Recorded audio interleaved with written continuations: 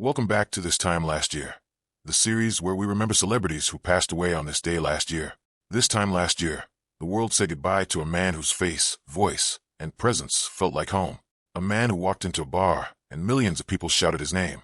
On May 20th, 2025, George Wendt, the beloved actor behind Norm Peterson on Cheers, died at the age of 76. Today, we look back at his life, his legacy, and the final chapter of a man who made the world feel a little warmer.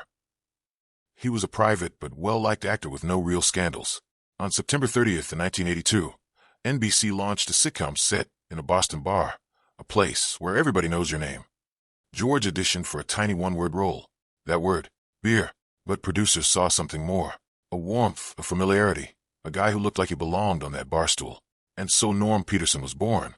Norm wasn't just a character. He became a cultural icon. Every time he walked into the bar, the audience shouted his name. George appeared in all 275 episodes of Cheers and earned 6 consecutive Emmy nominations. He became the beating heart of the show. After Cheers, George kept working. He had guest roles on SNL, Frasier, The Simpsons, Family Guy in 2007 and 2009 playing Norm Peterson. He even took to Broadway, playing Edna Turnblad in Hairspray. In 1991, he was uncredited in Michael Jackson's video Black or White, playing the father of Macaulay Culkin's character. In 1995, he had a short-lived sitcom called The George Wendt Show, where he played a garage mechanic.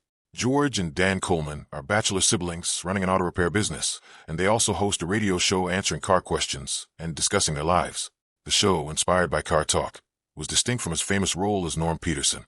George Wendt was a frequent guest and host on Saturday Night Live SNL, most famously known for his recurring role as Bob Swirsky in the Bill Swirsky Superfan sketches, The Bears.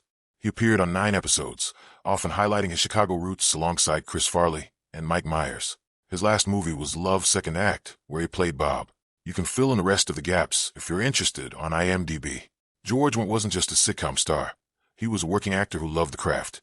George Wendt leaves behind a legacy of laughter, heart, and humanity. He showed us that the quiet guy at the bar could be the soul of the room, that comedy doesn't need to be loud to be unforgettable, and that sometimes the most iconic characters come from the simplest moments. This time last year, on May the 20th, we lost George Wendt, but the warmth he brought into the world will most certainly never leave, because in every rerun, every punchline, every Norm shouted across living rooms, he's still right there on that bar stool. May George Wendt continue to rest in paradise. Check the description for a link to the full video. See y'all next time.